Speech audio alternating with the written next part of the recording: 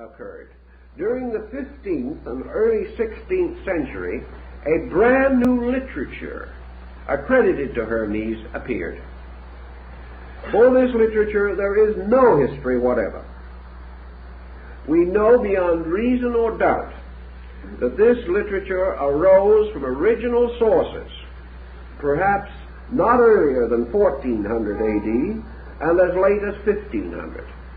But the name of Hermes began to appear on the titles, pages, and among the emblemata of alchemy. He became accredited with the preparation of chemical formulas, means of transmuting metals. He was even accredited with the discovery of gunpowder. Now this is so totally different from the corpus hermeticum of ancient times that we must pause.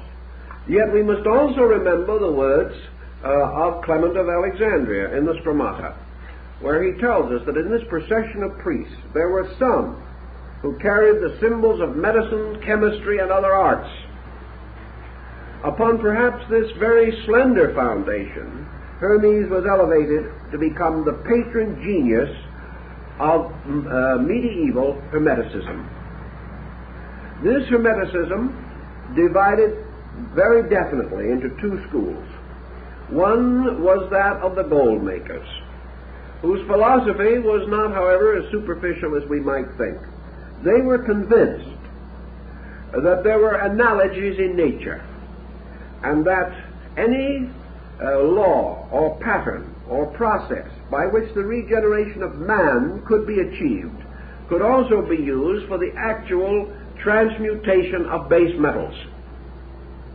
On the hypothesis that all processes in nature have a certain uniformity and consistency, it was assumed that if man could save his own soul, thus transforming himself from a material to a spiritual creature, that he could also transform metals from the dross side of themselves to a more purified state, suitable for medicines and elixirs, suitable for the extension of life and perhaps the achievement of physical immortality.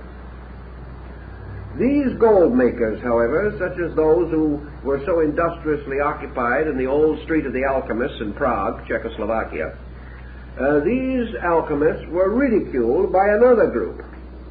This other group maintained that the entire Hermetic tradition, as it has now been called, dealt not with metals, but with the regeneration of the intangibles in human nature.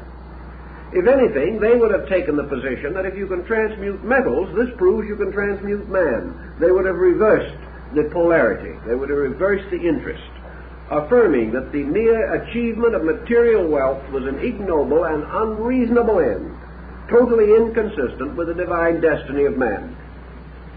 These mystical gold makers then immediately began to reduce the chemical symbols and tracts and writings attributed to Hermes and other authors into metaphysical textbooks, books inclined to reveal that transmutation was a kind of yoga, a kind of mystical regeneration within the human being, the man himself being the alchemical retort in which these marvelous changes might take place.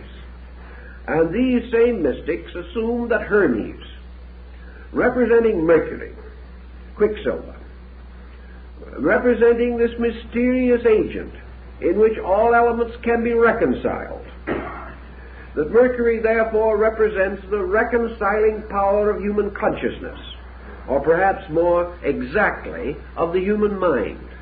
For Mercury becomes the key, the master of the mystery, by means of which all things are unlocked. And the medieval man liked to think of reason as this power by means of which all mysteries could be solved, all good things could be accomplished, and the interval between man as a physical being and man as a spiritual being could be crossed or bridged through reason and illumination. Now this would carry us back again to the Hermetic books by a circle. For in the Pymander of Hermes we have no doubt whatever that Hermes is used in this work not only as a person, but as an embodiment or personification of universal mind.